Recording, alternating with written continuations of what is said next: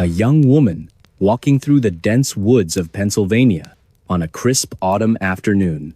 She's alone, her boots crunching softly against the fallen leaves, when she stumbles upon something strange, a rusted metal object half buried in the earth.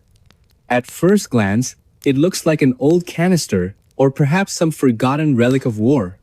But as she kneels to inspect it closer, she realizes its true nature.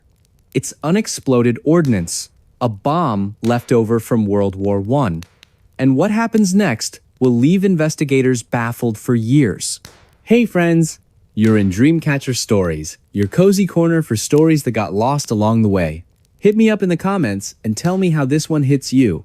Now, let's get sneaky and peek behind the curtain. The story begins in 2021, deep within the rolling hills of northeastern Pennsylvania. This area is known for its serene landscapes, dotted with small towns where everyone knows each other by name. It's a place where life moves slowly, and people take pride in their connection to history, especially the remnants of wars long past. For decades, locals have whispered about hidden dangers lurking beneath the surface, leftover munitions buried during training exercises nearly a century ago. Most dismissed these tales as mere folklore, until one fateful day when reality collided with legend.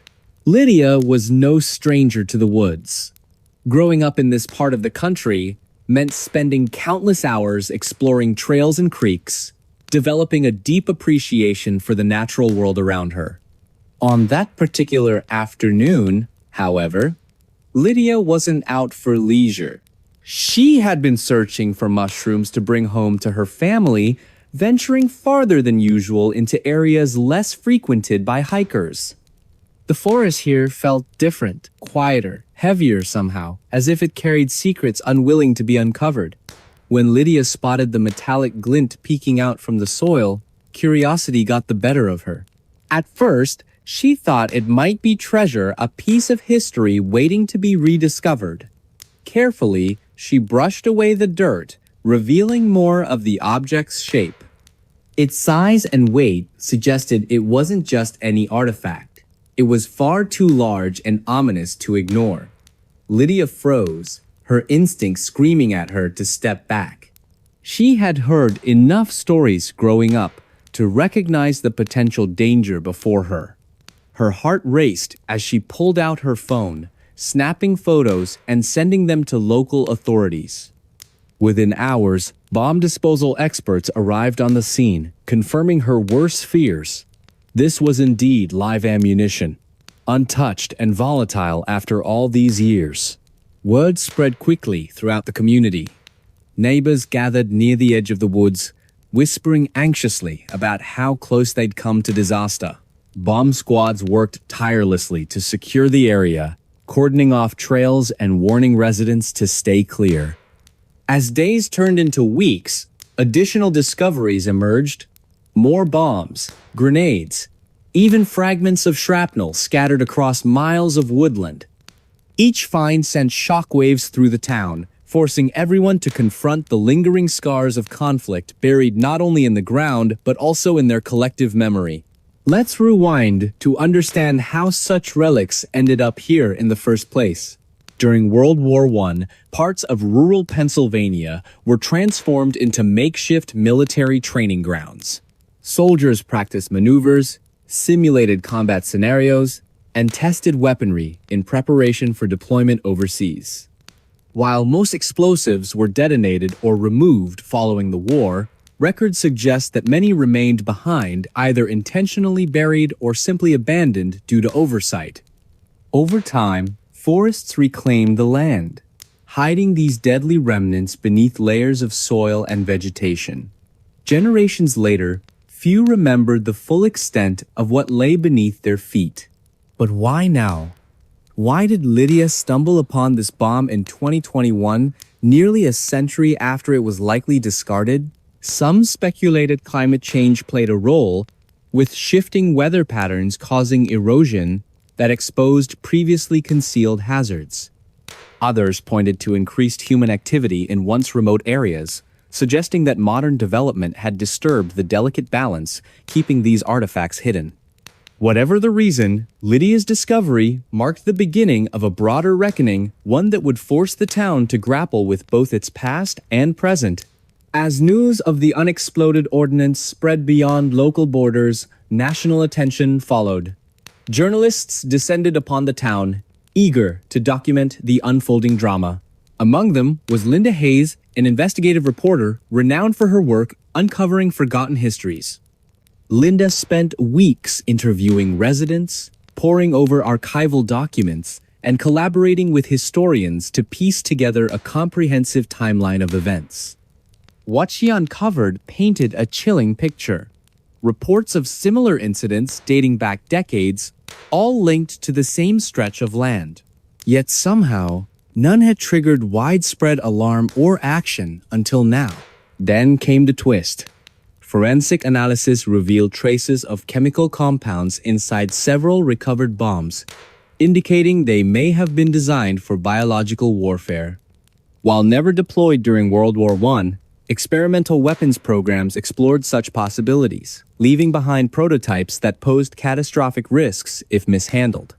Could these devices still harbor active agents capable of causing harm? Authorities scrambled to assess the situation, enlisting toxicology experts and environmental scientists to evaluate potential threats. Meanwhile, panic gripped the community as rumors swirled about possible contamination affecting water supplies and wildlife. Public fascination with the case grew exponentially thanks to burgeoning true crime podcasts and documentaries. Among them was Time's Echoes of War*, hosted by investigative journalist Mark Thompson. Each episode combined archival footage, expert analysis, and newly uncovered evidence to paint a vivid picture of events surrounding Lydia's discovery. Listeners became armchair detectives, debating theories ranging from government cover-ups to accidental exposure. During one particularly heated discussion forum, a listener named Brian Carter posed a thought-provoking question. What if we're looking at more than just leftover bombs? What if this land holds darker secrets? Fast forward to 2023, and advancements in technology offered new hope. Researchers developed sophisticated imaging techniques capable of detecting underground anomalies without disturbing the soil. Using ground-penetrating radar and drone surveillance, teams mapped extensive networks of buried munitions spanning hundreds of acres. These findings prompted renewed scrutiny of similar cases nationwide, sparking debates about responsibility and accountability. Who should bear the cost of cleanup efforts? How could communities protect themselves from future risks while honoring the sacrifices made by those who trained on these lands? One breakthrough involved analyzing soil samples collected near recovery sites. Results indicated elevated levels of heavy metals and other contaminants, raising concerns about long-term ecological damage. Environmental activists joined forces with local leaders to demand immediate intervention, arguing that failure to act would jeopardize public health and safety. Their campaign gained traction online, drawing support from thousands of individuals passionate about preserving both history and habitat. Social media platforms buzzed with hashtags like #ClearTheLand and #ProtectOurFuture, amplifying calls for systemic change. Meanwhile, personal stories added emotional depth to the narrative. Families shared memories of loved ones who served in World War I, highlighting the sacrifices made by previous generations. Others recounted harrowing encounters with unexploded ordnance, underscoring the ongoing threat posed by these silent killers. One grandmother recalled how her father narrowly escaped injury as a child when he accidentally unearthed a grenade while playing outside. "We've lived with this fear for so long," she said tearfully during a town hall meeting. "It's time someone finally listens." By now, you might think the story ends here, but it doesn't. In recent months, researchers announced they had decoded messages embedded in military correspondence archived during the war era. Using advanced algorithms, analysts identified patterns suggesting deliberate concealment of hazardous materials rather than accidental abandonment. Were officials aware of the dangers posed by these devices? If so, why hadn't they taken steps to mitigate risks sooner? Questions lingered, fueling skepticism and distrust among affected communities. As investigations continued, amateur sleuths joined professional detectives in piecing together fragments of information. Online forums dedicated to discussing leads attracted thousands of members worldwide. Conversations ranged from speculative musings to well-researched arguments supported by data.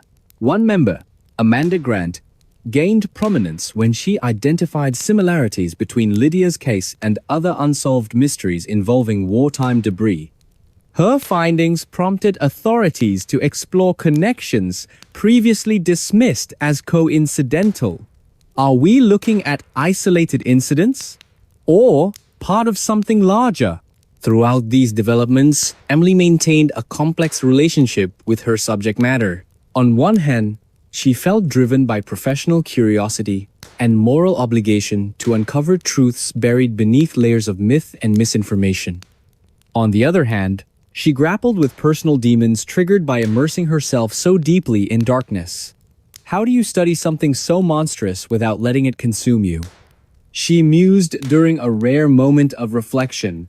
Her efforts culminated in a comprehensive book published in late 2023, titled Times Beneath the Surface: Unearthing America's Forgotten Wars *. The manuscript combined historical research, contemporary analysis, and first-hand accounts to create the most complete picture of Lydia's journey ever assembled. And there we go. Another memory back from the dark. Don't go too far. I've got more mysteries itching to be told. What do you think happened to Lydia? Let me know in the comments below. Your thoughts matter, and they shape the stories I share next. So go ahead, type it out, and hit send. I'll see you there. A man desperate for power invites a shaman into his home, believing she holds the key to unlocking his dreams. But what starts as a ritual for wealth and influence turns into a deadly game of deception. By the time he realizes what's happening, it's too late. Her axe is already in his chest. This is the chilling tale of Mona Fandi, a story that shocked Malaysia in 1993 and continues to haunt those who hear it. Hey friends, you're in Dreamcatcher Stories, your cozy corner for stories that got lost along the way. Hit me up in the comments and tell me how this one hits you. Now, let's get sneaky and peek behind the curtain. Our story begins in Kuala Lumpur, Malaysia, where ambition meets desperation. The year is 1993, and tensions are high among the elite. Political power struggles dominate headlines, with everyone vying for their chance at greatness. Amidst this chaos stands a man we'll call Maslin, a mid-level politician hungry for recognition. He's not just ambitious, he's obsessed. For years, he has clawed his way through local politics. But no matter how hard he tries, he can't seem to break through to the top tier. That is, until he hears whispers of someone who might hold the answers. A mysterious woman known only as the most famous shaman in the country. Mona Fandi wasn't just any spiritual figure. Her name carried weight across Malaysia, spoken in hushed tones by those seeking shortcuts to success. Some called her a miracle worker. Others whispered she dabbled in dark magic. To Maslin, however, Mona represents hope, a lifeline to reclaiming the clout and influence slipping through his fingers. Desperate, he arranges a meeting, inviting her and two companions, her husband and assistant, into his lavish home. Everything seems normal at first glance. Candles flicker softly in dimly lit rooms, incense fills the air, and Mona exudes an aura of calm confidence. Even though Maslin knows tonight's ritual will change everything, or so he believes, he couldn't possibly fathom the true cost of her services. As the evening progresses, Mona guides Maslin through a series of meditations designed to unlock his desires. She tells him to close his eyes and picture himself rising higher than ever before, becoming more powerful, respected, adored. Imagine gold coins raining down on you, she says soothingly. Feel the weight of silver bars filling your hands. With each word, Muslin grows more entranced, picturing the life he craves. But while he focuses inward, Mona moves silently behind him. In one swift motion, she grabs an axe, raises it above her head, and brings it crashing down into his chest. The sound echoes through the room like thunder, snapping Maslin out of his trance, but only for a moment. His body slumps forward as blood pools around him, marking the end of his quest for power. The twist? This isn't Mona's first kill, it's her 8th. Over the years, she has perfected her craft, using rituals as cover for murder. Each victim unknowingly signed their death warrant by trusting her promises of prosperity. But this time, something goes wrong. News of Maslin's death spreads quickly, drawing attention from authorities and journalists alike. Investigators soon uncover evidence linking Mona to previous unsolved cases, painting a disturbing picture of calculated brutality disguised as mysticism.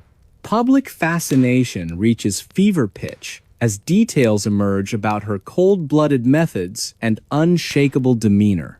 Despite being arrested and sentenced to death, Mona remains unfazed. To her, this trial isn't punishment, it's validation. Every camera flash, every headline screaming her name fuels her insatiable hunger for fame. On the day of her execution, she walks to the gallows with a smile, treating it like a red carpet event rather than a grim finale.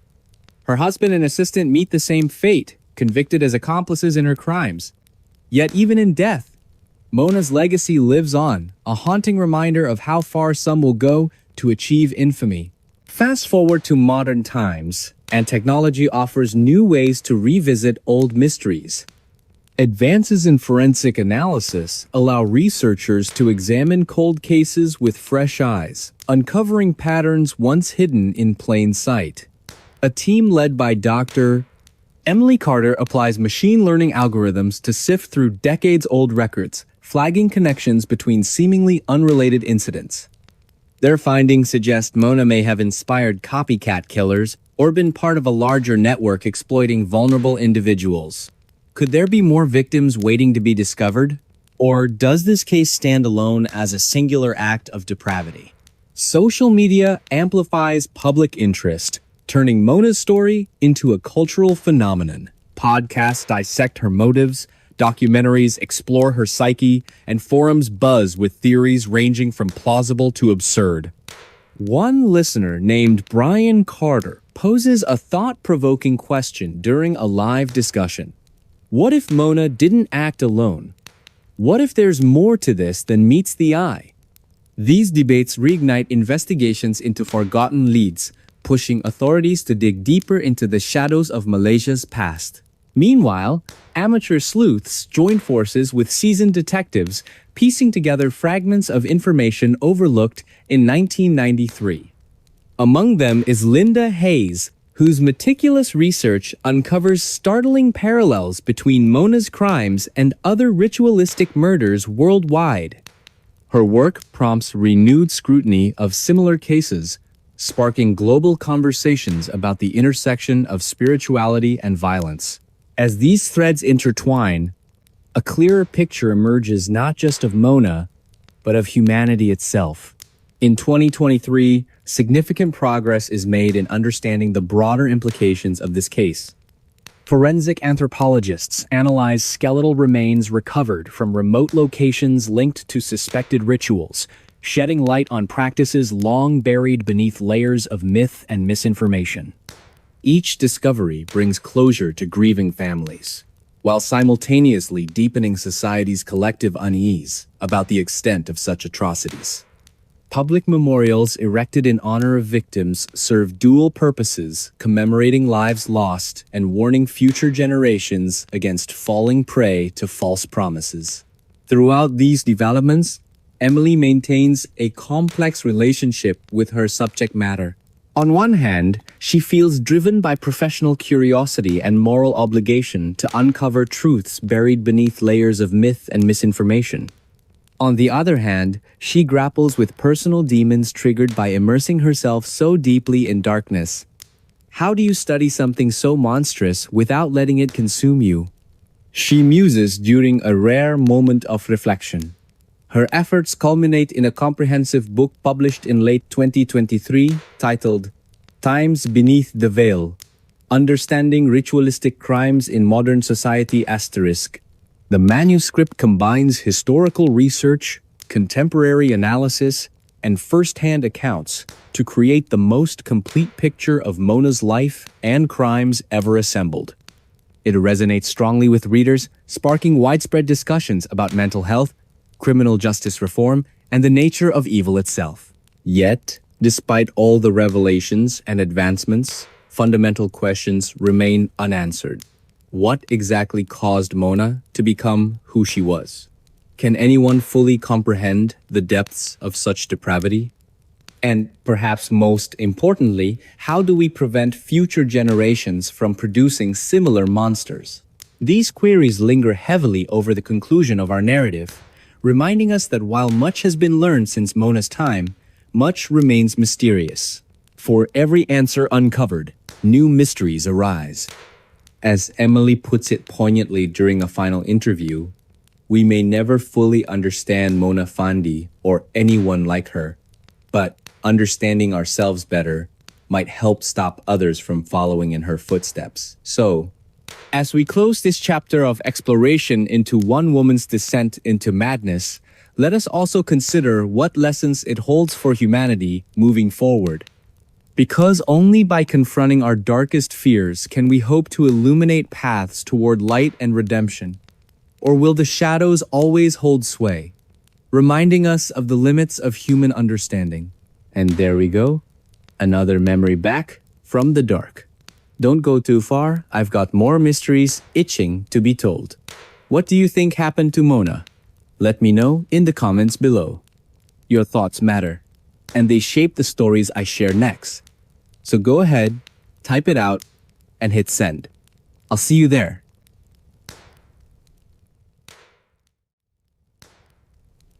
It was a cold February night in 2022 when something unthinkable happened in southern Mexico.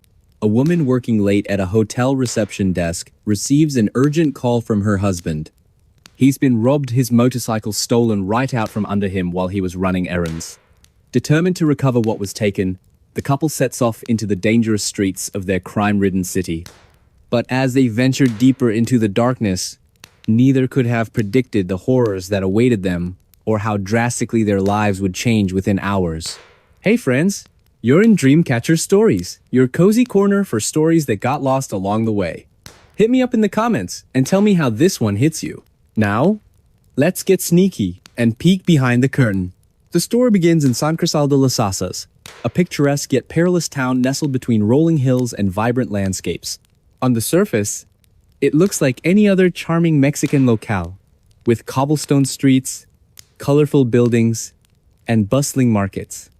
Yet beneath its beauty lies a darker reality, a place riddled with street crime, drug trafficking, and violence. It's not uncommon for locals to warn visitors against wandering alone after sunset, especially in certain neighborhoods known for gang activity.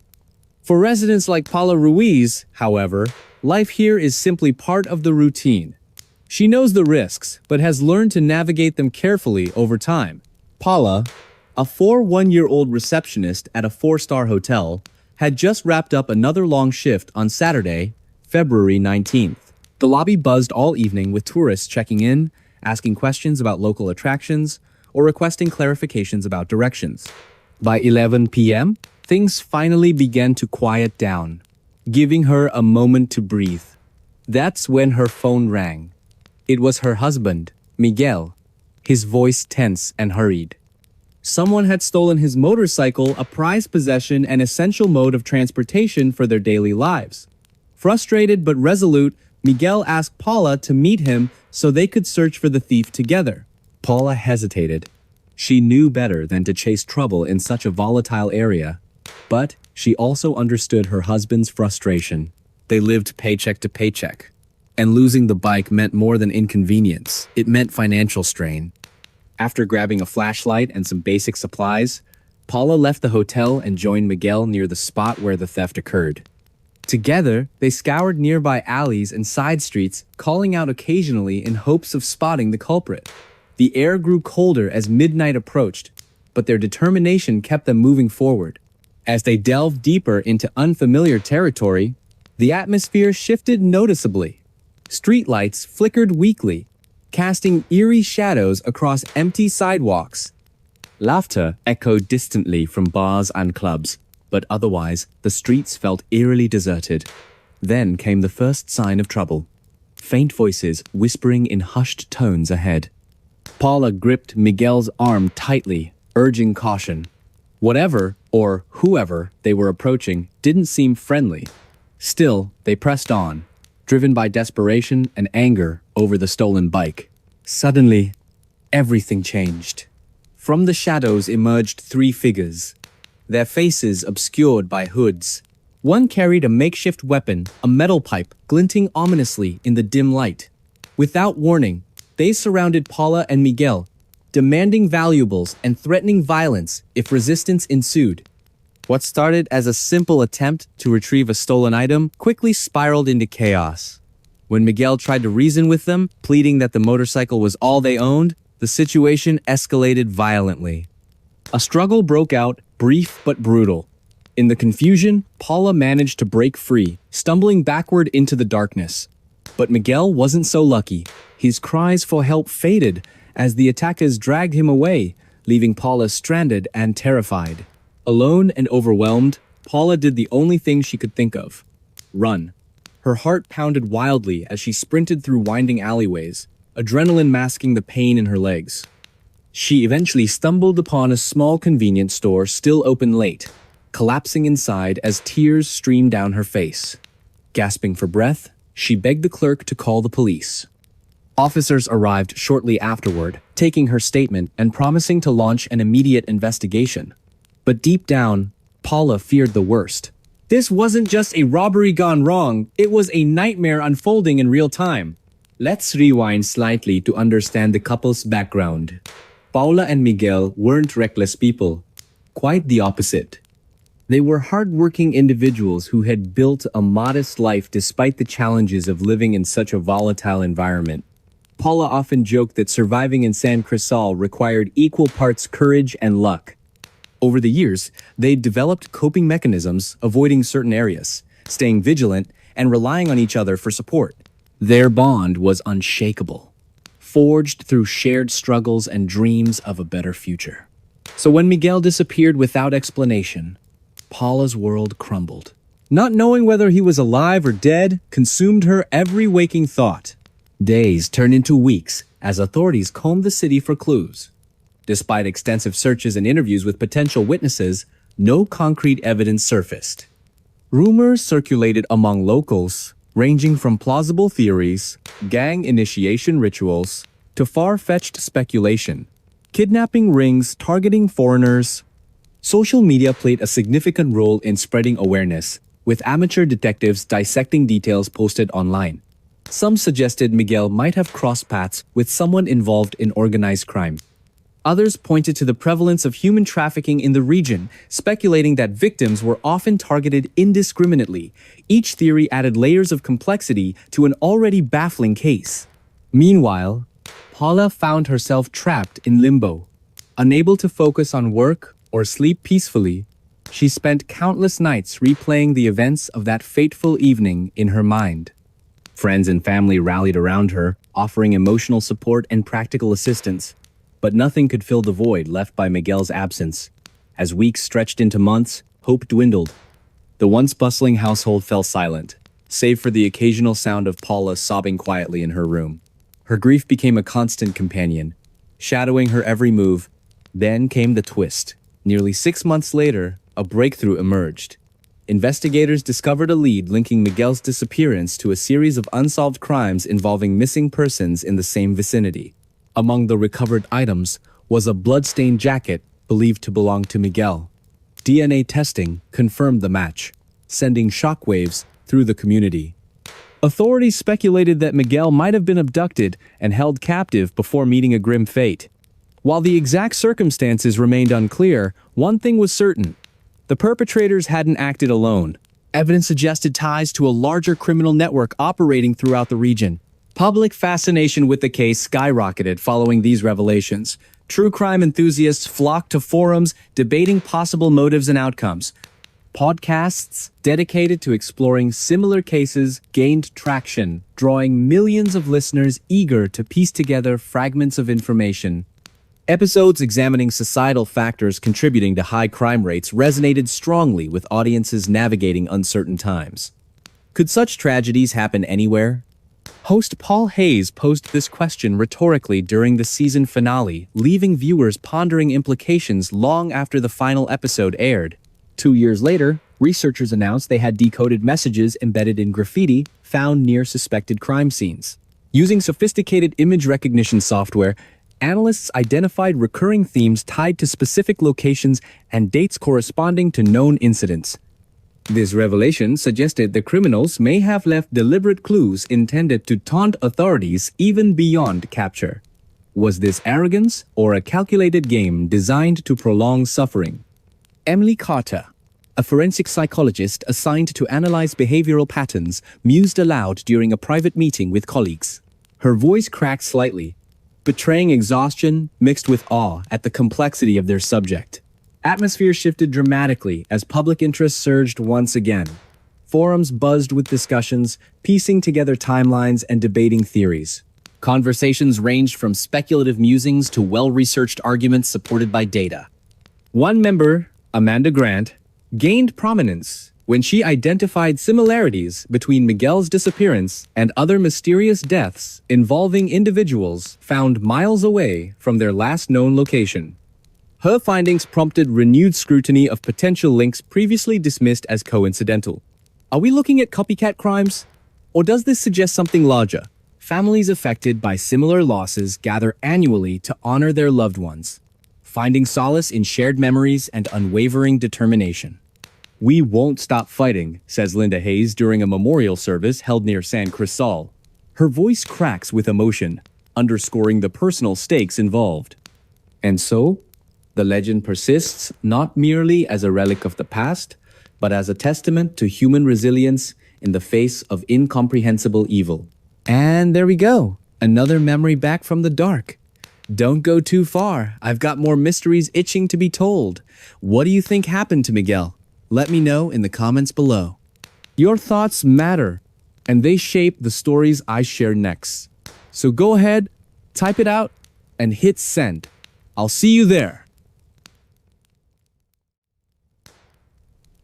It was a cold January morning in 1984 when something truly inexplicable happened in Daytona Beach, Florida. A young man, just 19 years old, woke up like any other day, ate breakfast, dropped his younger brother off at school, and drove to his university for class. But within hours, he vanished without a trace. Days turned into weeks, then months, and still no answers surfaced.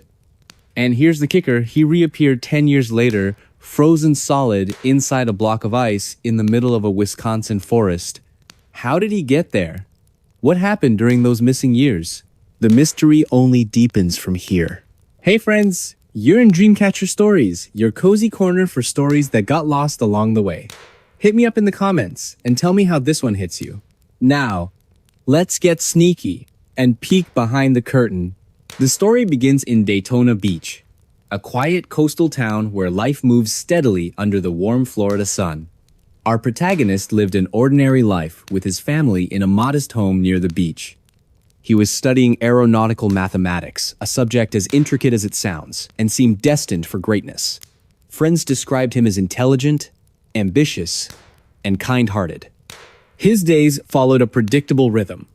Wake up early, take care of responsibilities, and focus on academics. Nothing about him suggested someone who would vanish into thin air or end up encased in ice hundreds of miles away. On January 24th, 1984, everything appeared normal. He started his day by heading downstairs, grabbing a quick bite to eat, and driving his younger brother Frank to school. After dropping him off, he made his way across town to the university campus. Witnesses confirmed seeing him park his car and walk toward the building where his classes were held. Yet, As soon as he stepped out of sight, something went terribly wrong. No one saw him again after that moment. His belongings remained untouched in his car, including his textbooks, wallet, and keys. It was as if he had simply evaporated into thin air. At first, authorities dismissed the disappearance as a potential runaway case. They speculated he might have left voluntarily due to stress or personal issues. However, those closest to him knew better. He wouldn't just leave, said a close friend during interviews. He cared too much about his family and his studies. As days stretched into weeks, panic set in among loved ones. Flyers were distributed, search parties organized, and pleas aired on local news channels, all to no avail. The oceanfront community rallied together, scouring nearby woods, beaches, and neighborhoods, but not a single clue emerged. Let's rewind to understand what made this case so baffling. Timothy wasn't reckless or prone to disappearing acts. In fact, he was meticulous, always planning ahead and keeping everyone informed of his whereabouts. Neighbors recalled seeing him regularly jogging along the coastline, waving hello to passers-by. His professors praised his dedication to learning, noting how often he stayed late to ask questions or clarify concepts. To everyone who knew him, Timothy represented stability, a beacon of reliability in uncertain times. So why did he vanish so suddenly? And why did all attempts to locate him fail? Then came the twist. Exactly 10 years later, in 1994, hunters stumbled upon a shocking discovery deep within the Chequamegon-Nicolet National Forest in northern Wisconsin. There, partially buried beneath layers of snow and debris, lay a massive block of ice containing a human body perfectly preserved inside. Authorities identified the remains as belonging to none other than Timothy Molnar, the same teenager who disappeared a decade earlier. Initial examinations revealed no signs of trauma, poisoning, or illness. Instead, his body exhibited symptoms consistent with hypothermia, suggesting exposure to extreme cold temperatures shortly before death. But how did he travel over 1,300 miles from Florida to Wisconsin? Why was he found frozen solid despite being last seen alive in mild weather conditions? As investigators delved deeper into the case, they uncovered anomalies that defied logical explanation. For instance, Timothy's clothes showed no signs of wear or tear, indicating he hadn't wandered far once exposed to freezing temperatures. Additionally, dental records confirmed the body belonged to Timothy, yet certain details didn't align with known timelines. One theory posited he may have fallen victim to foul play, possibly kidnapped and transported against his will. Others speculated involvement from covert government operations experimenting with cryogenic technology. Whatever the truth, evidence pointed toward events far stranger than anyone could have imagined. Public fascination with the case skyrocketed almost overnight. True crime enthusiasts flocked to online forums, dissecting every detail available while debating possible explanations. Social media platforms buzzed with theories ranging from credible analyses to wild speculation. Among them was Brian Carter, a self-taught programmer who applied advanced algorithms to decode patterns hidden within archived materials related to similar disappearances nationwide. His findings drew widespread attention, suggesting connections between Timothy's case and broader criminal networks operating throughout rural America during the same period. Are we looking at isolated incidents or part of something larger? Meanwhile, amateur sleuths joined professional detectives in piecing together fragments of information. Podcasts dedicated to exploring Timothy's life and disappearance reached millions, sparking debates among listeners eager to solve the riddle themselves. Episodes examining societal factors contributing to such tragedies resonated strongly with audiences navigating uncertain times. Could such a mind exist today, armed with modern tools and access to classified systems? Host Paul Hayes posed this question rhetorically during the season finale of Time's Unraveling Genius*, leaving listeners pondering implications long after the episode aired. Fast forward to 2023, and advancements in forensic technology offer unprecedented opportunities for analyzing large data sets related to Timothy's case. Using machine learning models, researchers sifted through thousands of pages of archived material, flagging patterns previously overlooked by human eyes. Their findings suggest ties between Timothy's activities and similar disappearances worldwide, hinting at organized crime or rogue governmental factions. Could he have stumbled upon information threatening national security, triggering his elimination? Or was his fate tied to personal demons haunting him long before that fateful night? One breakthrough stood out above the rest. A notebook filled with hand-drawn diagrams depicting geometric shapes resembling crop circles. Inside, annotations referenced concepts borrowed directly from quantum theory, including mentions of black holes and multiverse theory. Experts struggled to interpret their meaning, though many agreed they pointed toward experimentation with untested scientific principles. Did he truly believe he could unlock doors to alternate realities? Or was this simply the product of mental instability exacerbated by pressure from his demanding career? By now, you might think the story ends here, but it doesn't. In recent years, new developments reignited interest in the case. Forensic genealogy techniques identified relatives linked to DNA profiles discovered near the crime scene, prompting authorities to revisit old leads. Investigators traced these connections back to individuals known to associate with underground organizations specializing in illegal technology trade. Could these groups have played a role in his death? If so, why target someone seemingly disconnected from their operations? Amidst growing intrigue, amateur sleuths joined professional detectives in piecing together fragments of information. Podcasts dedicated to exploring his life and crimes reached millions, sparking debates among listeners eager to solve the riddle themselves. Episodes examining societal factors contributing to his descent into madness resonated strongly with audiences navigating uncertain times. Could such a mind exist today, armed with modern tools and access to classified systems?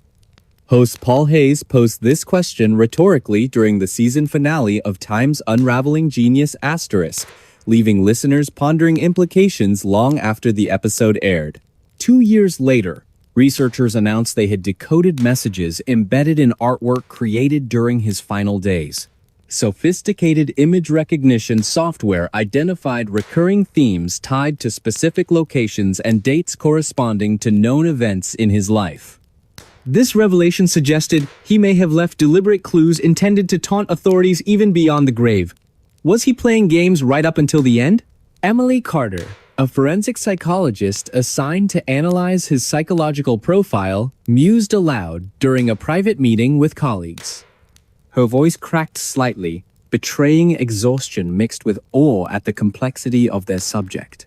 Atmosphere shifted dramatically as public interest surged once again. Forums buzzed with discussions, piecing together timelines and debating theories.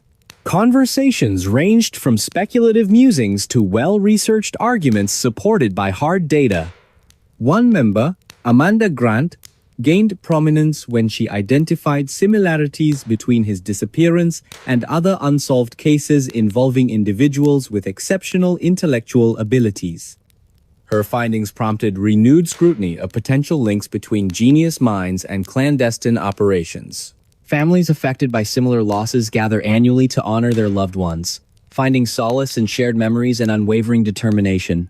"We won't stop fighting," says Linda Hayes during a memorial service held near North Wales. Her voice cracks with emotion, underscoring the personal stakes involved.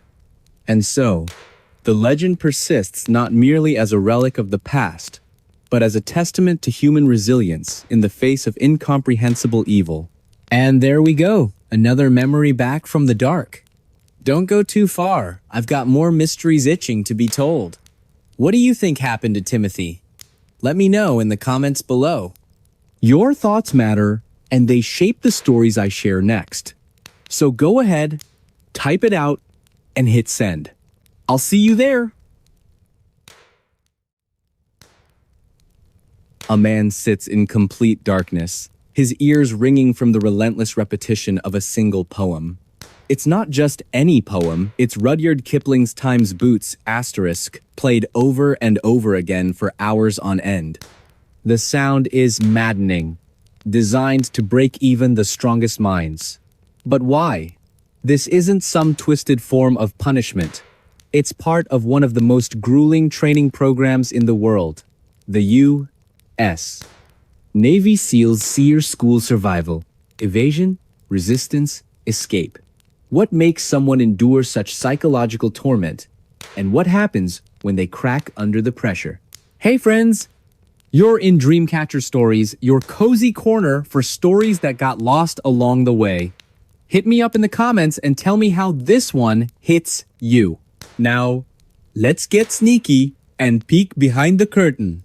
The scene begins in Coronado, California, home to the legendary Naval Special Warfare Center. Here, recruits are pushed beyond their limits, not just physically, but mentally. Among them is a young man who dreams of becoming a SEAL. He's already survived Hell Week, where sleep deprivation and brutal physical challenges weed out the weak. But now, he faces something far more insidious: SEER training. This phase doesn't test strength or endurance. It tests resilience, willpower, and the ability to withstand captivity without breaking. SER is divided into two parts: classroom instruction and field exercises. In the classroom, candidates learn survival skills, evasion tactics, and how to resist interrogation. But the real challenge comes during the field exercise, a simulation of being captured behind enemy lines. Candidates are captured by instructors playing the role of hostile forces. They're blindfolded, bound, and subjected to sensory deprivation. For hours or sometimes days, they're kept in confined spaces, deprived of light, food, and human contact. And then, there's the audio. If you've ever heard Time's Boots Times by Rudyard Kipling, you know its rhythmic cadence can be hypnotic. But when played continuously at high volume, it becomes an instrument of torture. Imagine lying in total darkness, unable to move, as the same lines echo endlessly. Left, right, left, right. It's enough to drive anyone mad. During these sessions, candidates must remain silent and composed, no matter how overwhelming the stress becomes. Some cry, others scream. A rare few laugh hysterically.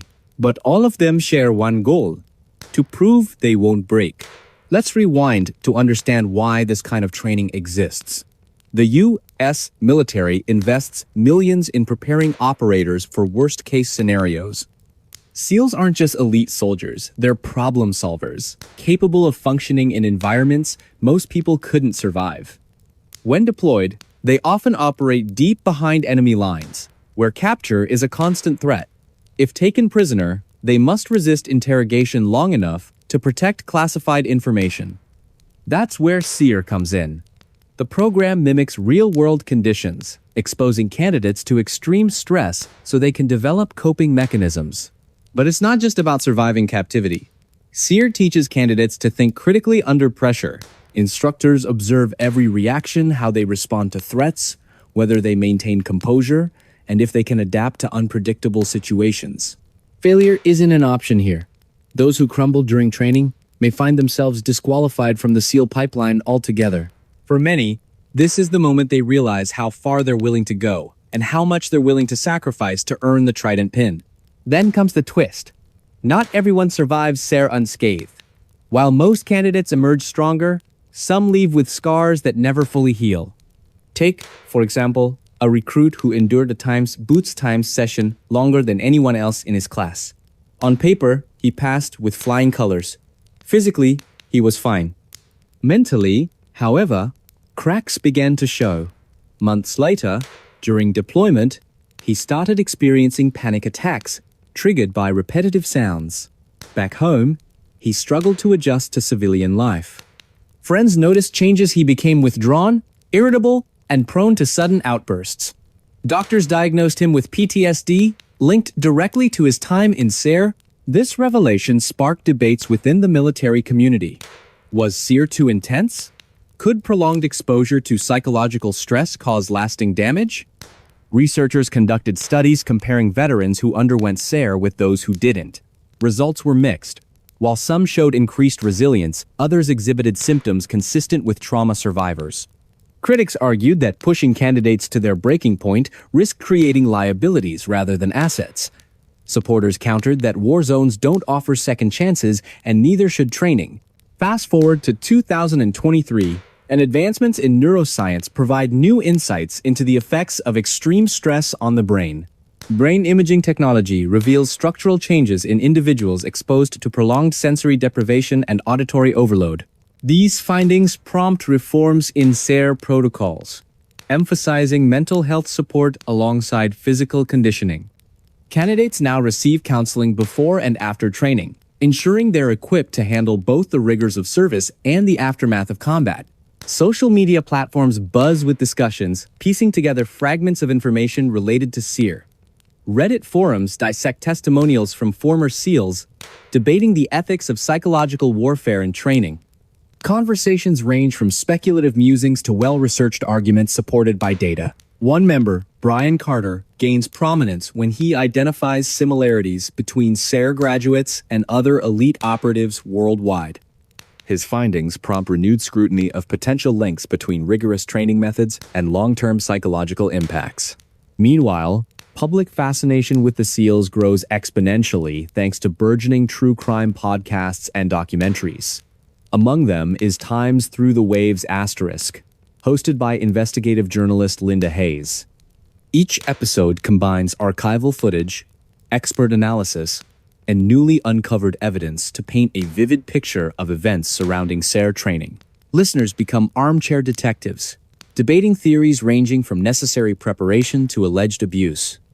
During one particularly heated discussion forum, a listener named Amanda Grant posed a thought-provoking question. What if SARE isn't just about survival?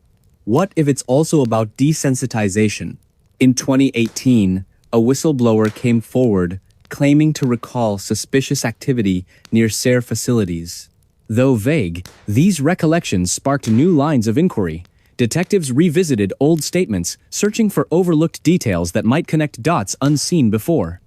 Every little piece matters, insisted Detective James Peterson during another late-night session reviewing files stacked high around his desk. By 2020, social media played increasingly vital roles in disseminating information related to the case. Twitter threads dissected evidence, Reddit forums debated theories, and YouTube channels uploaded videos piecing together fragments of the puzzle. Then came the breakthrough. Forensic genealogy techniques identified a distant relative linked to DNA profiles discovered at the crime scene years earlier. Investigators raced to interview the individual, uncovering surprising ties to Willow Creek during the mid-1980 seconds. While circumstantial, the connection provided tantalizing possibilities worth pursuing. "We're closer than ever before," declared James during a press conference held amidst heightened tension. Cameras flashed as reporters clamored for answers, underscoring the significance of this development. Yet, despite these advances, fundamental questions remained unanswered. Why did Jack travel so far into the wilderness? How did he end up miles away from his starting point without leaving any discernible trail? And perhaps most hauntingly, what role, if any, did the town itself play in his demise? The atmosphere shifted dramatically as public interest in the case grew once again. Online forums buzzed with discussions, piecing together clues and debating theories. Social media campaigns reached millions, reminding the world of Jack's story and the importance of vigilance. What really happened to Jack? Is he still alive somewhere, waiting to be found? Or did some cruel twist of fate claim his life that fateful evening? These questions lingered like shadows over Willow Creek, casting doubt and despair over the hearts of those who cared. By 2023, significant progress had been made in identifying previously unknown victims connected to similar cases. Advances in forensic anthropology enabled analysis of skeletal remains discovered near remote locations frequented by hikers and campers. Each identification brought closure to grieving families, while simultaneously deepening society's collective unease about the extent of such crimes. Public memorials erected in honor of victims served dual purposes, commemorating lives lost and warning future generations against falling prey to similar ideologies. Throughout these developments, Emily maintained a complex relationship with her subject matter. On one hand, she felt driven by professional curiosity and moral obligation to uncover truths buried beneath layers of myth and misinformation. On the other hand, she grappled with personal demons triggered by immersing herself so deeply in darkness. How do you study something so monstrous without letting it consume you? She mused during a rare moment of reflection. Her efforts culminated in a comprehensive book published in late 2023 titled Times Beneath the Canopy: Understanding Unsolved Mysteries in Rural America, **. The manuscript combined historical research, contemporary analysis, and first-hand accounts to create the most complete picture of Jack's life and disappearance ever assembled.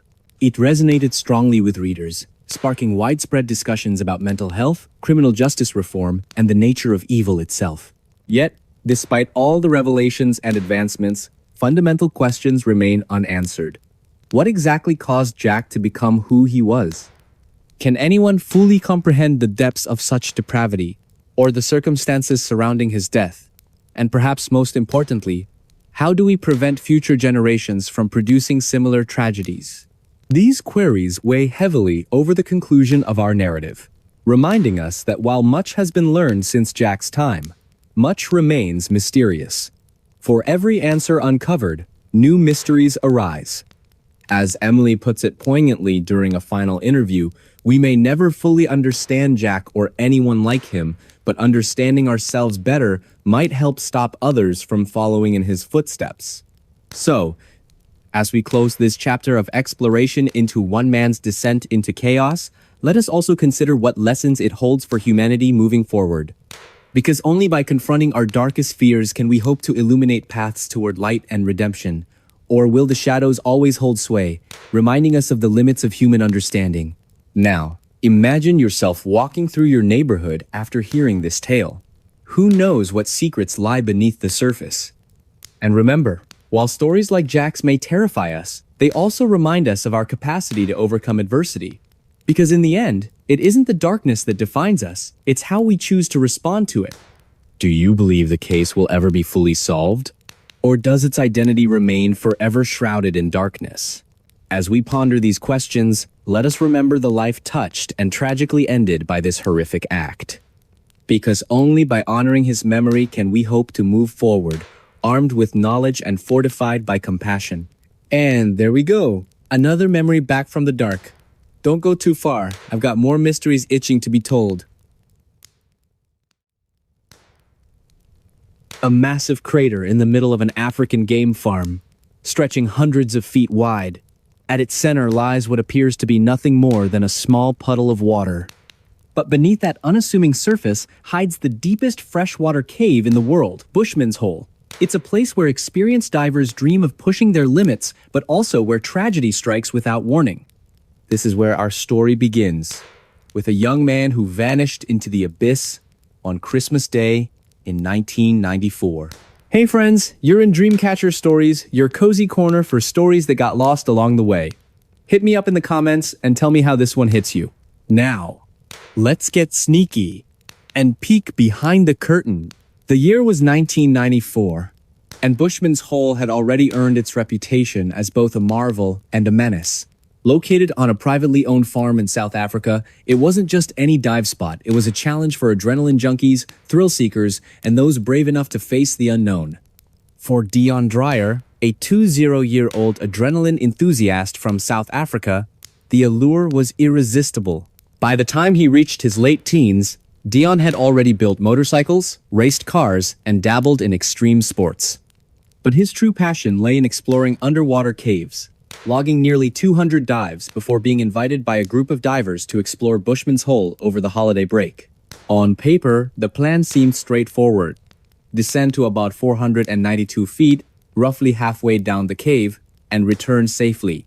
The team consisted of seasoned divers, all confident in their abilities. As they prepared for the dive, excitement buzzed through the air. They checked their gear meticulously, ensuring everything was in perfect working order. Little did they know, the events of that day would haunt them forever. The descent went smoothly at first. The water was eerily calm, almost inviting, as if concealing the danger lurking below. About halfway through the ascent, however, things took a turn. One diver glanced back to check on Dion, giving him the universal OK hand signal. Dion responded in kind, signaling that all was well.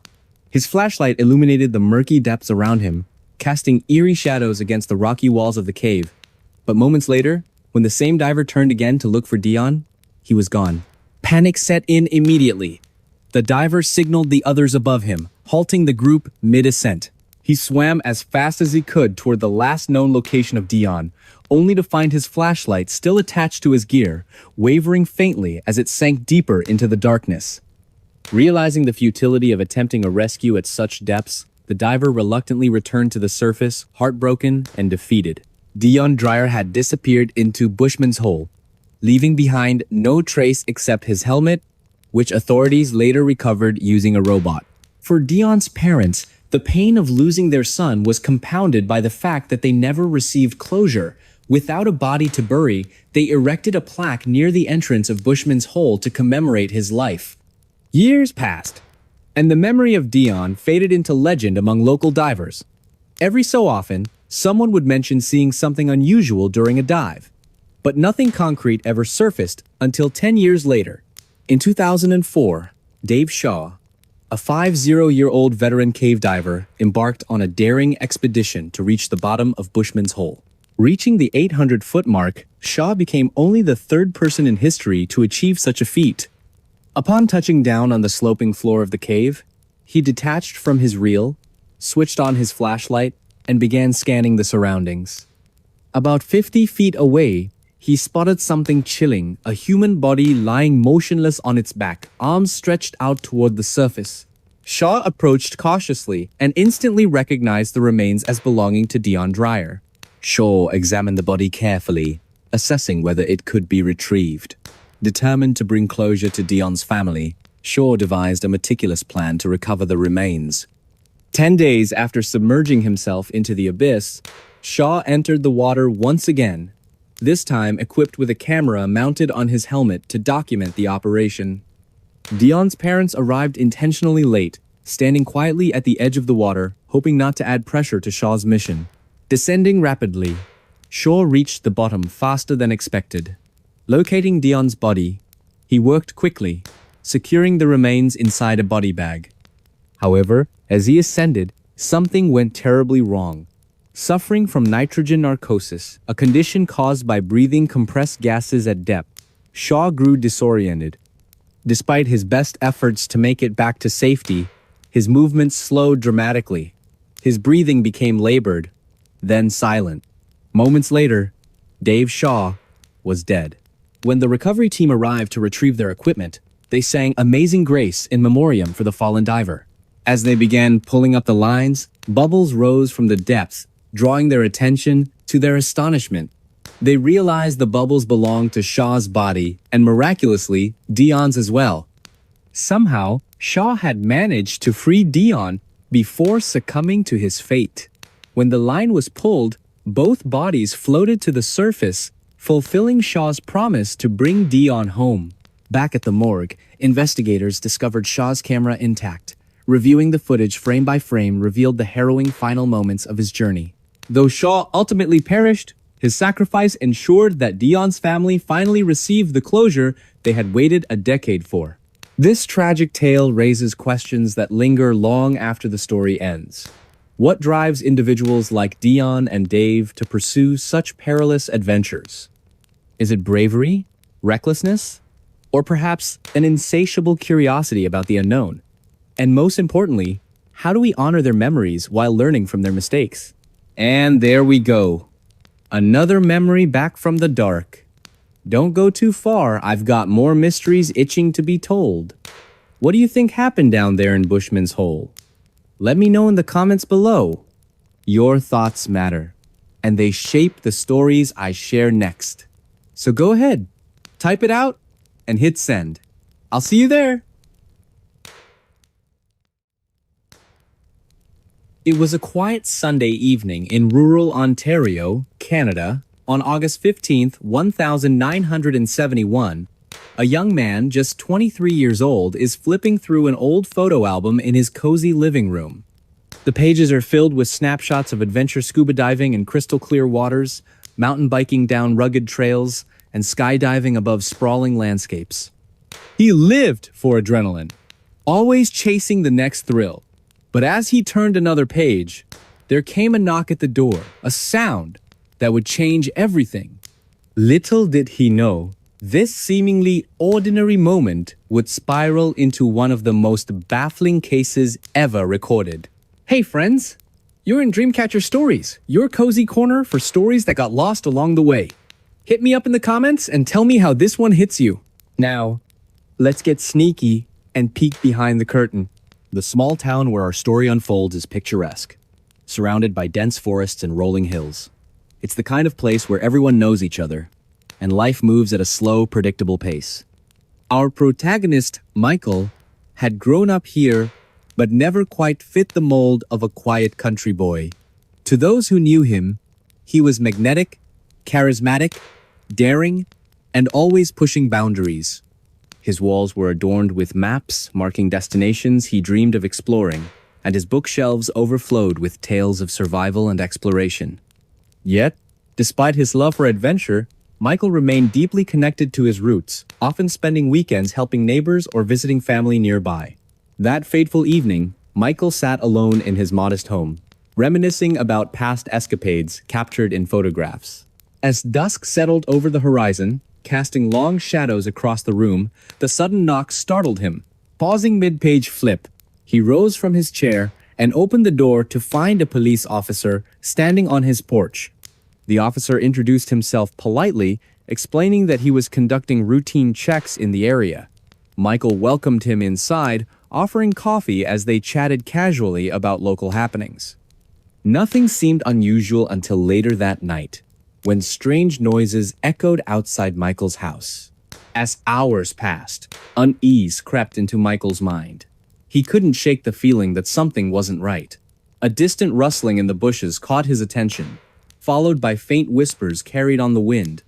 Venturing cautiously toward the window, he peered out into the darkness, squinting against the glare of moonlight filtering through trees. Shadows danced eerily, though no source could be identified. Returning to his seat, Michael tried dismissing the paranoia, convincing himself it was merely fatigue playing tricks on his senses. However, deep down, he knew better. Let's rewind slightly to understand what led us to this point. Earlier that week, rumors began circulating among townsfolk about peculiar occurrences: missing livestock, unexplained footprints left in freshly tilled soil, and eerie lights hovering near forest edges after sunset. Though dismissed initially as superstition or coincidence, these reports grew increasingly frequent, fueling anxiety within the community. Some whispered of ancient legends tied to the land, while others speculated about outsiders trespassing under cover of night. Whatever the truth, fear brewed silently beneath the surface, waiting for a spark to ignite chaos. Back to the present. Dawn broke without incident, leaving Michael relieved yet unsettled. Determined to uncover answers, he decided to investigate further. Armed with binoculars and a flashlight, he ventured into the woods surrounding his property. What he discovered chilled him to the bone: a series of cryptic symbols carved into tree trunks, forming a crude path leading deeper into the wilderness. Each step forward revealed more unsettling details.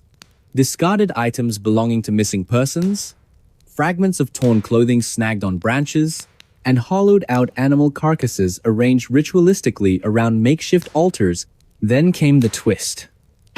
Upon reaching a clearing bathed in sunlight, Michael stumbled upon a makeshift campsite littered with personal belongings, unmistakably linked to recent disappearances plaguing the region.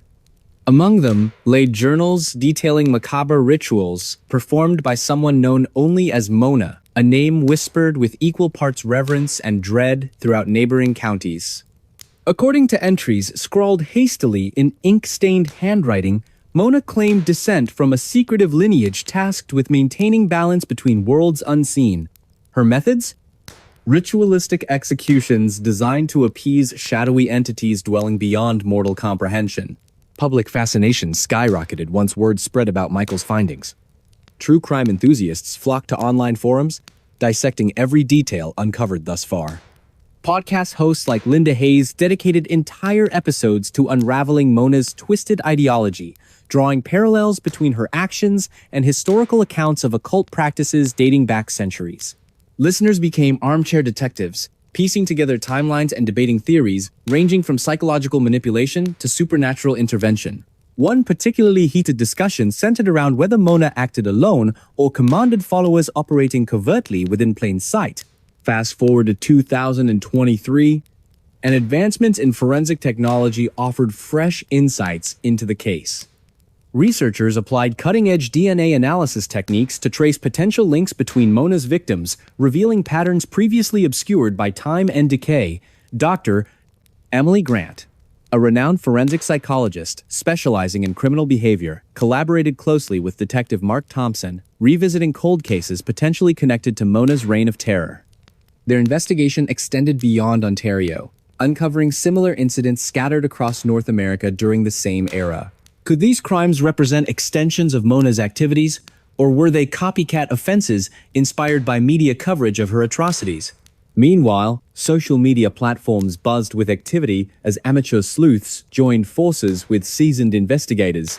Reddit threads dissected evidence, Twitter hashtags trended globally, and YouTube channels uploaded videos analyzing cryptic messages embedded within Mona's journals. One user, Brian Carter, gained prominence after developing an algorithm capable of decoding hidden patterns within archived materials. His work attracted widespread acclaim, sparking renewed interest in unsolved mysteries long forgotten by law enforcement agencies. Are we looking at isolated incidents or part of something larger?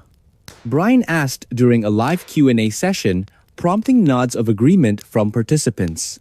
Atmosphere shifted dramatically as public intrigue surged once again.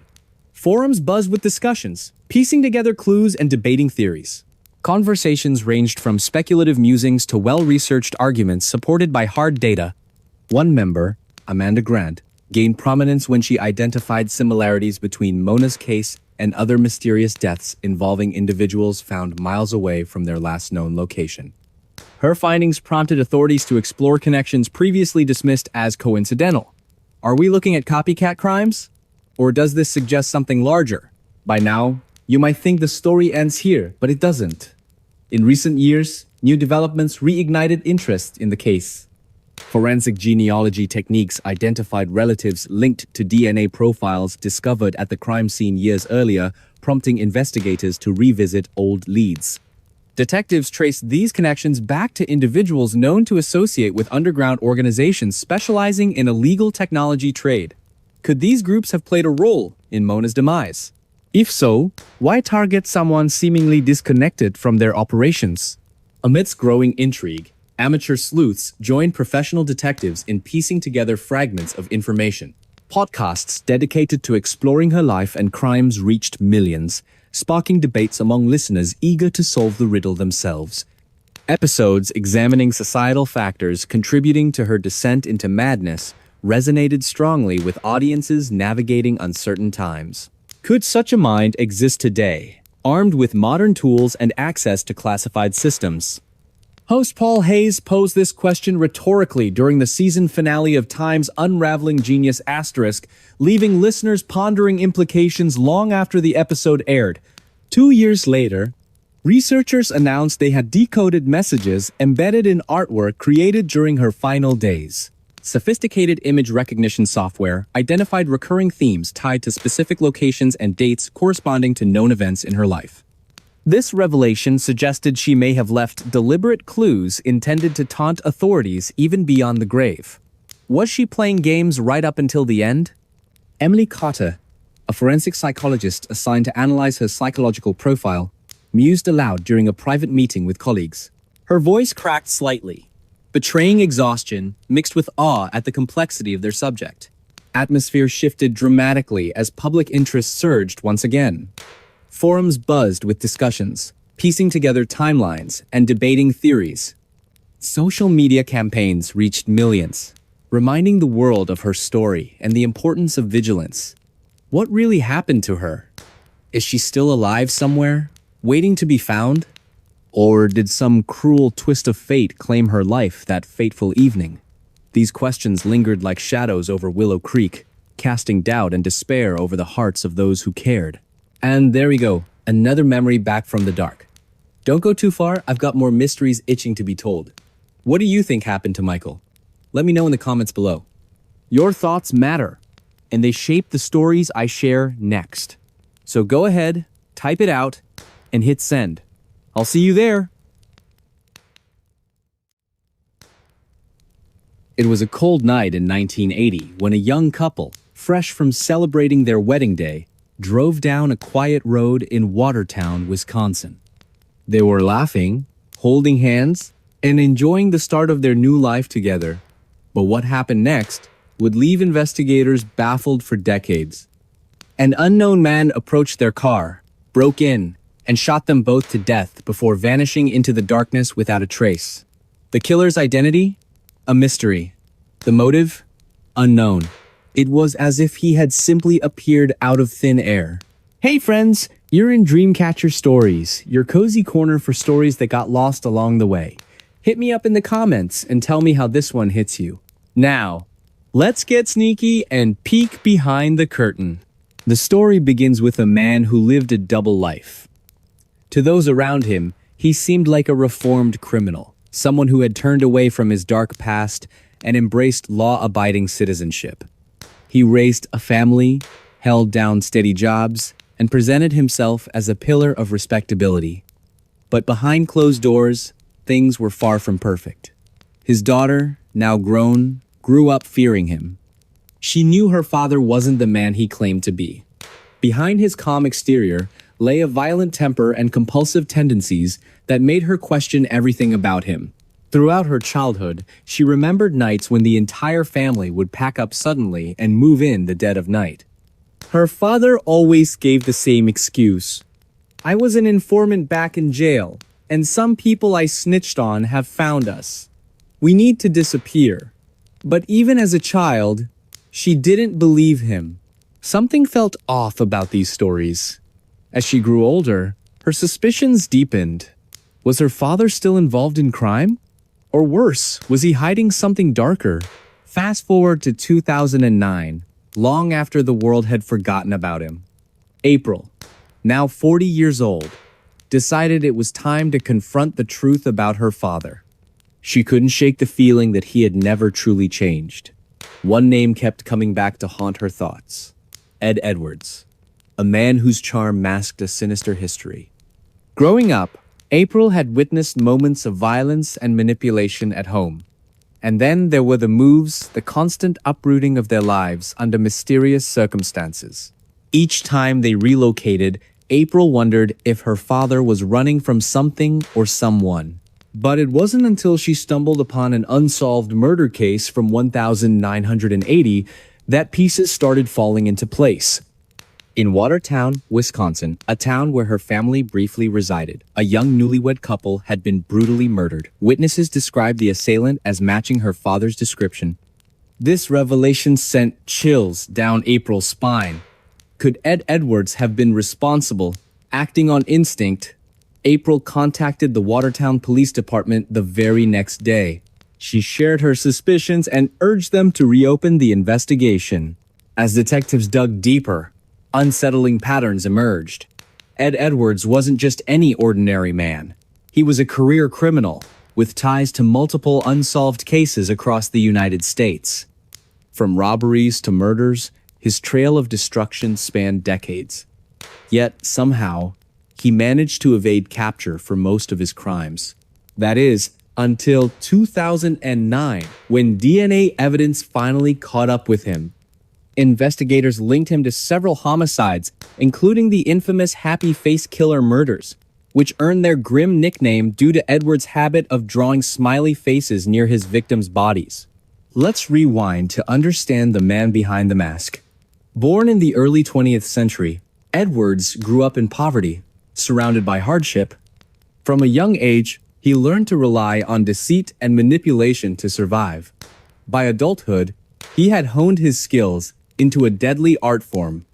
Charismatic yet calculating, Edwards could charm anyone into trusting him, only to betray them later. His ability to blend into society allowed him to operate undetected for years.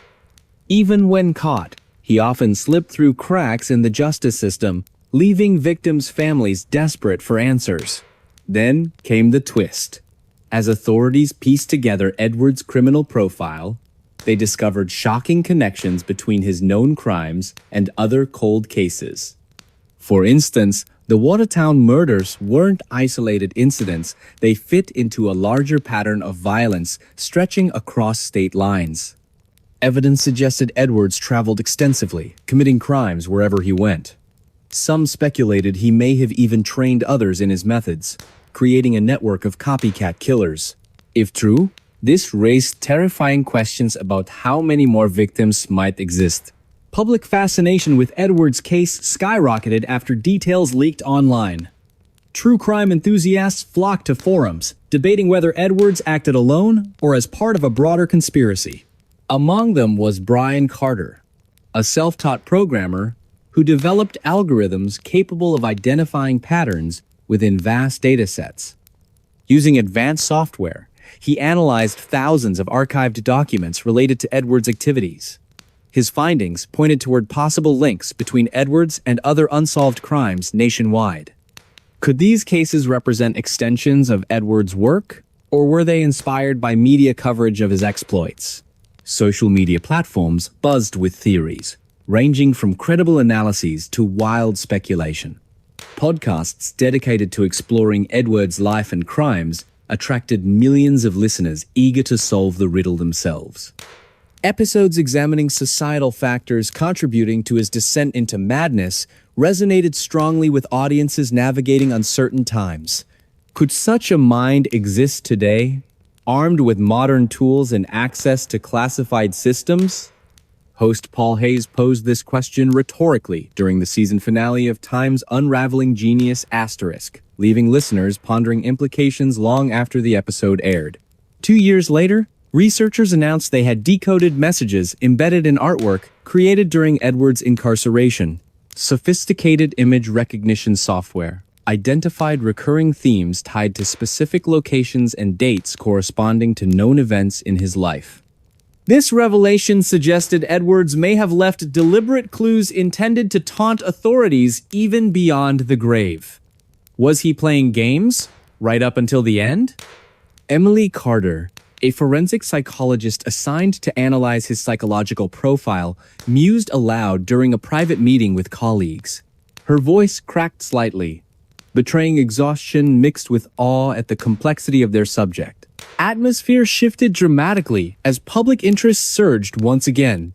Forums buzzed with discussions, piecing together timelines and debating theories. Conversations ranged from speculative musings to well-researched arguments supported by hard data. One member, Amanda Grant, gained prominence when she identified similarities between Edwards' disappearance and other unsolved cases involving individuals with exceptional intellectual abilities. Her findings prompted renewed scrutiny of potential links between genius minds and clandestine operations. Families affected by similar losses gather annually to honor their loved ones, finding solace in shared memories and unwavering determination. "We won't stop fighting," says Linda Hayes during a memorial service held near North Wales. Her voice cracks with emotion, underscoring the personal stakes involved. And so, the legend persists not merely as a relic of the past, but as a testament to human resilience in the face of incomprehensible evil. And there we go, another memory back from the dark. Don't go too far, I've got more mysteries itching to be told. What do you think happened to Ed Edwards? Let me know in the comments below. Your thoughts matter, and they shape the stories I share next. So go ahead, type it out, and hit send. I'll see you there. A remote jungle in Guyana, South America, where nearly 1,000 people lived together in what appeared to be a utopian community. It was called Jonestown, named after its charismatic leader who promised equality, peace, and salvation. But on November 18th, 1978, the world would learn of its horrifying end.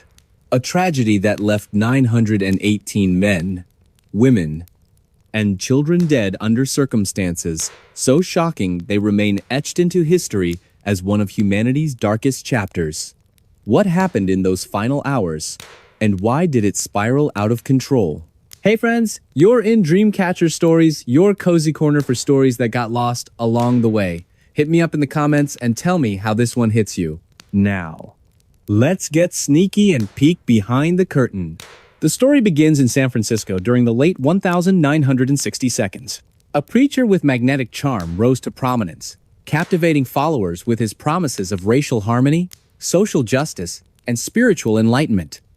He spoke passionately about creating a better world free from oppression, drawing in thousands of devoted believers. At first glance, he seemed like an advocate for change, someone fighting against inequality and injustice. Yet beneath his polished exterior lay a manipulative mind capable of bending reality to fit his narrative. By the mid-1970s, scrutiny grew around his organization. Media outlets began investigating allegations of financial fraud, physical abuse, and psychological manipulation within the group. Fearing exposure, the leader decided to relocate his followers to a compound deep in the jungles of Guyana, far away from prying eyes. There, he claimed, they could build their paradise, a self-sufficient agricultural project designed to shield them from societal corruption. To outsiders, it sounded idyllic. To insiders, it became something else entirely. Jonestown wasn't just isolated geographically, it was cut off mentally and emotionally. Life inside the compound revolved around strict rules enforced by armed guards. Followers worked tirelessly under harsh conditions, often deprived of food or sleep. Questioning authority wasn't tolerated. Dissenters faced public humiliation or worse. Over time, paranoia seeped into every aspect of life. The leader frequently warned residents that enemies lurked everywhere, ready to destroy their dream. His speeches grew increasingly apocalyptic, painting a bleak picture of persecution and betrayal. Then came the turning point. In November 1978, Congressman Leo Ryan traveled to Jonestown to investigate claims of human rights abuses. Accompanied by journalists and concerned family members, he arrived expecting chaos but found a well-maintained settlement. Residents greeted him warmly, singing songs and sharing meals. For a moment, it seemed the reports were exaggerated, but cracks soon surfaced. Several defectors approached Ryan, pleading for help to escape. As tensions escalated, gunfire erupted at the airstrip where the delegation prepared to leave. Ryan and 4 others were killed instantly. Back at Jonestown, panic set in. The leader knew the massacre would draw global attention, exposing everything he had worked so hard to conceal. In response, he gathered everyone in the central pavilion, delivering a chilling speech about their impending doom. According to survivors, he convinced residents that suicide was the only way to avoid capture and torture at the hands of their enemies. Cyanide-laced flavor aid was distributed, starting with the children. Adults followed suit, drinking the poison willingly, or so it seemed. What makes this tragedy even more harrowing is the sheer scale of death. Entire families perished together, their bodies sprawled across the muddy ground. Some tried to resist, only to be forcibly injected with the lethal mixture. Others fled into the jungle, hoping to evade fate. But few succeeded. By morning, Jonestown lay silent, its once vibrant community reduced to a graveyard. Now, let's rewind to understand how such a nightmare unfolded. How did a man initially seen as a beacon of hope turn into a figure synonymous with mass destruction? Experts believe his charisma masked deeper issues: narcissism, delusions of grandeur, and an insatiable need for control. Early followers describe him as empathetic and inspiring, qualities that attracted vulnerable individuals seeking purpose. Over time, however, his methods shifted. Public shaming sessions replaced encouragement. Loyalty tests replaced trust. Fear became the glue holding the community together. For years, questions lingered. Were the residents brainwashed, unable to think critically? Or did some truly believe in the cause until the bitter end? Psychological studies suggest both scenarios played a role. Many victims exhibited signs of Stockholm Syndrome, clinging to their captor out of desperation. Others may have genuinely feared external threats, conditioned to see the leader as their savior. Regardless of motive, the outcome remains devastating, a stark reminder of how easily idealism can curdle into fanaticism. As news spread, shockwaves rippled worldwide. Journalists scrambled to piece together timelines, uncovering disturbing details about life in Jonestown. Audio recordings revealed chilling conversations between the leader and his inner circle, discussing everything from murder-suicide plans to perceived conspiracies. Letters smuggled out by defectors painted grim portraits of daily existence, detailing starvation, beatings, and constant surveillance. Each revelation added layers to the tragedy, forcing society to confront uncomfortable truths about blind faith and unchecked power. Fast forward to modern times, and technology offers new insights. Advances in forensic science allow researchers to analyze remains buried hastily after the massacre. DNA testing connects victims to surviving relatives, bringing closure to families torn apart decades ago. Meanwhile, amateur sleuths comb through archives, piecing together fragments overlooked by official investigations. One researcher, Brian Carter, gained fame developing algorithms to decode patterns hidden within survivor testimonies. His findings sparked renewed interest, prompting discussions about cult dynamics and prevention strategies. Social media plays a pivotal role in keeping memories alive. Platforms like Reddit and YouTube host forums dedicated to exploring unanswered questions. True crime enthusiasts debate theories ranging from government cover-ups to supernatural influences.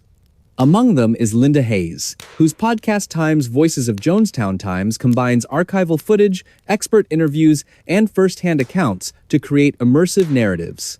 Episodes resonate deeply with listeners, sparking conversations about mental health, trauma recovery, and accountability.